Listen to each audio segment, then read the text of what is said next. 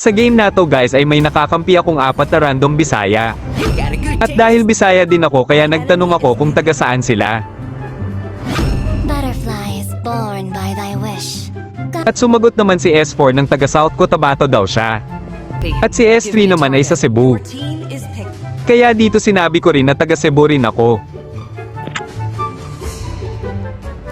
At dahil puro Bisaya yung mga comment nila dito kaya nag-chat rin ako sa kanila bago magsimula ang laro na baka next game pwedeng mag 5 man na lang kami.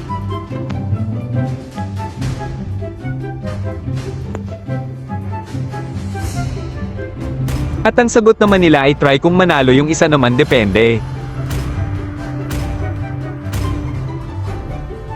Kaya dito natin masasaksihan kung mahina nga ba talaga yung mga Bisaya dahil ang dami kong naririnig ng mga trash talk lalo na pag mahina yung kakampi o kalaban ay sinasabihan agad ng Bisaya o di kaya Bisakol. Welcome to Mobile Legends!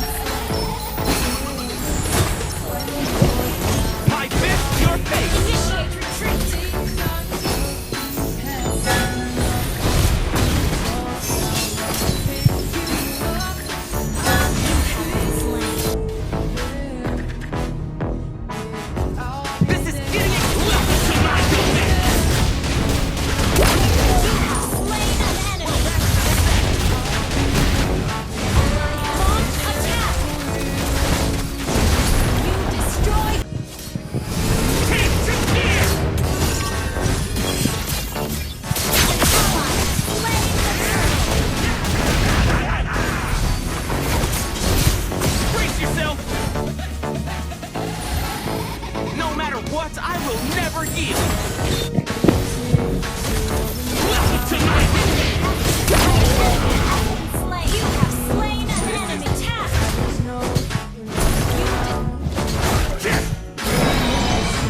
Launch attack! these fists! Rampage! Jump down! Double kill! Killing spree! Well, that settles that! Yeah! Life is bittersweet! Catch these fists! 許可なく見上げるな不愉快 Brace yourself! Ally has slain the turtle!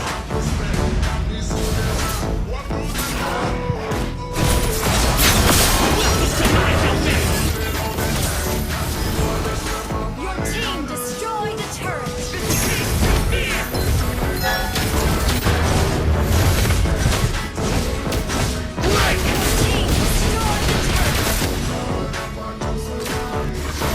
Brace yourself! Ally has been slain! My fist! Killing spree! Double kill! Triple kill! Sa sobrang lakas ng kakampi ko sinabihan na nila yung kalaban na pwede na kayong mag-surrender kaya nagtawanan na lang kami at na-boring na din si Argus.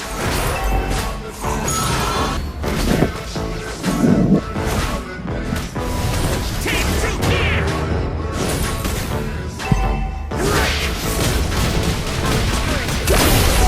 Slain an enemy!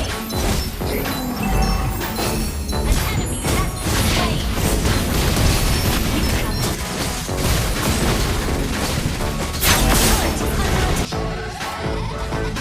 Ally has been slain!